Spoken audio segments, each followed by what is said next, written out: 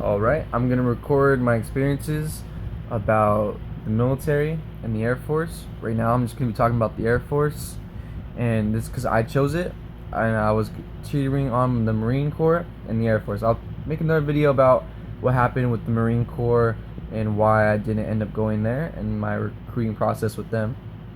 But pretty much it's gonna be the same, almost the same, just a little different. So I went to go talk to the Air Force recruiter. He wasn't there at the time, so I looked on the door for their numbers, and so I called him.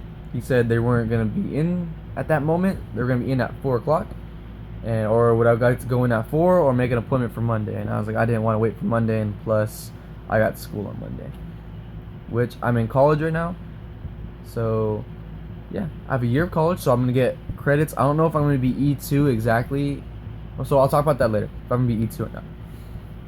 So anyways, I walked in later on that day at 4, and then I sat down. He's gonna ask you a couple questions, do you do drugs? Do you drink?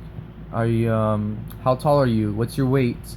Do you have any tattoos? I said yes, I have tattoos. To drugs, I said no. Drinking, no. Do I have any kids? No. Am I married? No. Do I have any tattoos? Yes. Do I drink? No. Do I have a tattoo on this side? And he asks like what it was. You need to like tell him what it is and what does it mean. He just wants to know if it's gonna offend anyone, or if you could see it when you're wearing your uniform, or if you're wearing anything in PT. And then he's gonna ask you about why are you interested in the Air Force, and you have to tell him like your reasons why you're interested. Me, I told him that I was always interested in the military when I was young.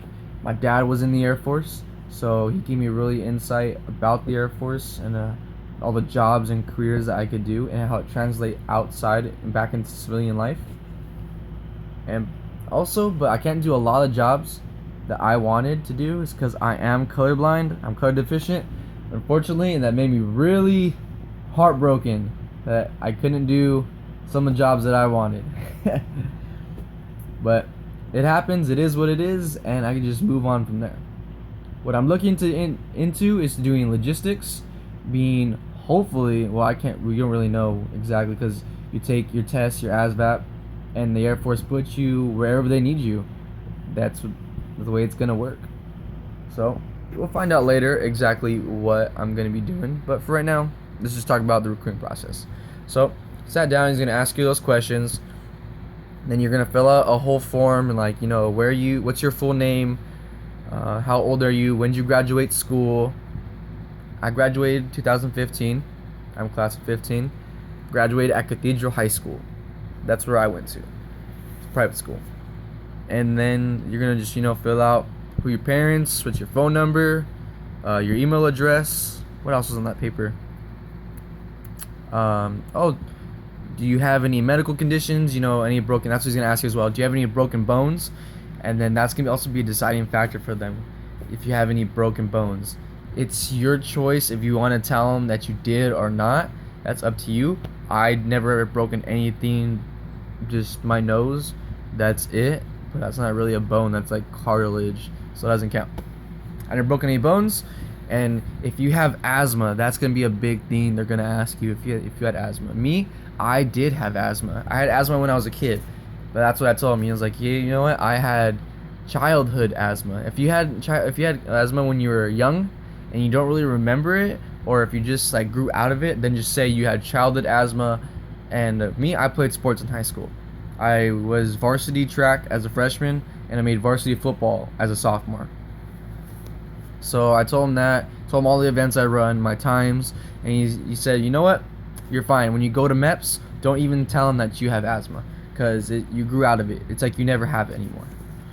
Because I didn't have any problems in high school. So that's what my recruiter told me to do.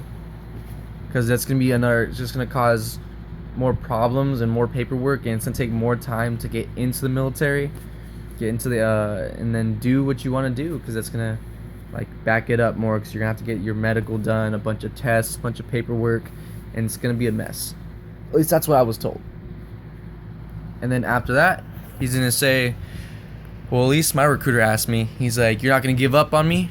You're not. Are you gonna give me 100% of this, no matter what, no matter how much tests you're gonna take, no matter wherever we send you to, what jobs we put you in, you're gonna give me your 100%. You're never gonna give up, right? And I was like, yes, sir, of course. I won't give up on you. I'm gonna keep pushing no matter what, because this is what I want to do. And he said, all right, cool.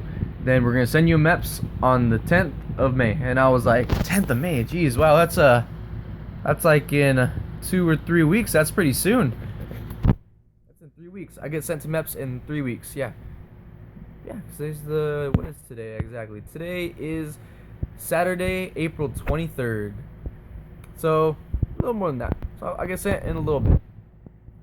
And the reason why I'm gonna be sent on the 10th is because I said I wanted to get sent as soon as possible. Then he asked me if I could be able to be shipped out to boot camp tomorrow, would I? That's the thing. And I told him yes, I would. So he's getting the ball rolling for me as fast as he possibly can. And I'm happy about that, And I feel like he genuinely cares about what I do. And how we had also another discussion that I won't really go into right now. But I feel that he definitely cares about me and wants me in a good position. Not just, oh, here, I'm going to dump you here. So he's really got me a lot of help, too, to take on practice for my ASVAB, which I'm studying right now.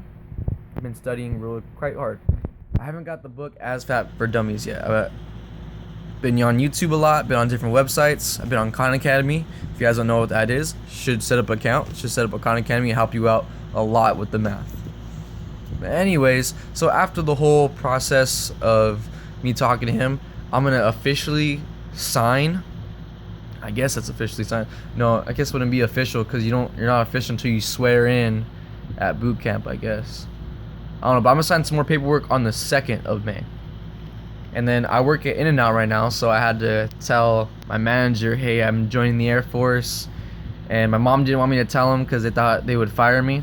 But she was like, no, don't worry, just whenever you go to boot camp, just know the date and then give us your 2 weeks, and that you'll be really missed. And yeah, that's about it. And then the hard part, though, is it's funny. My mom is really worried about me leaving to the Air Force. So I'm going to talk about that in a whole nother video, about how to explain to your mother that you are going into the military, how to break that down. Because there's different types of moms, and that the way they react to their sons are, because I'm the only son. And if you have more than one boy, then it's going to be a little different. But I'm going to take the perspective of how, if you're the only boy, how to explain to your mother that you're going to be leaving to the military. Or if you're going into a different branch, and how that is going to affect them. But ultimately, it's going to be what you want and what you want to do, and hopefully what you want to achieve. Because this is something that I really want to do. I'm in college right now, and I want to stop going to school to pursue a career in the military. Don't get me wrong, I'm not quitting school completely. I'm going to be doing school as I'm in the Air Force, as I go along. I just want to do the Air Force. That's just something I really want to do. I want to serve my country. I believe everyone should serve their country. It's a great place to live, and I love my country. And I'm happy to be doing this. But anyways, I hope that I achieve everything that I want, and I hope that you do too. And I hope that you are here for my so-called journey, should I say, in my process of being an airman. Alright, I think I'll end the video right here unless I could think of something else I could say. Let's see. Did I cover everything about what he said? Probably not. I probably forgot something. So if you're watching my video and you know something that I don't, please leave it in a comment, and I'll try to get back to you as soon as I can, which I'll probably read them right away, since this is gonna be my first video up. If you want to subscribe to see my journey on to MEPS, because I will be talking about my experience right after MEPS. I will be talk about all my experiences as I go along. So it's to be good about how it is now. This is 2016, and that's what I'm joining. I'm joining right now, and exactly what's going on in the Air Force currently. All right, have yourself a good day, everyone.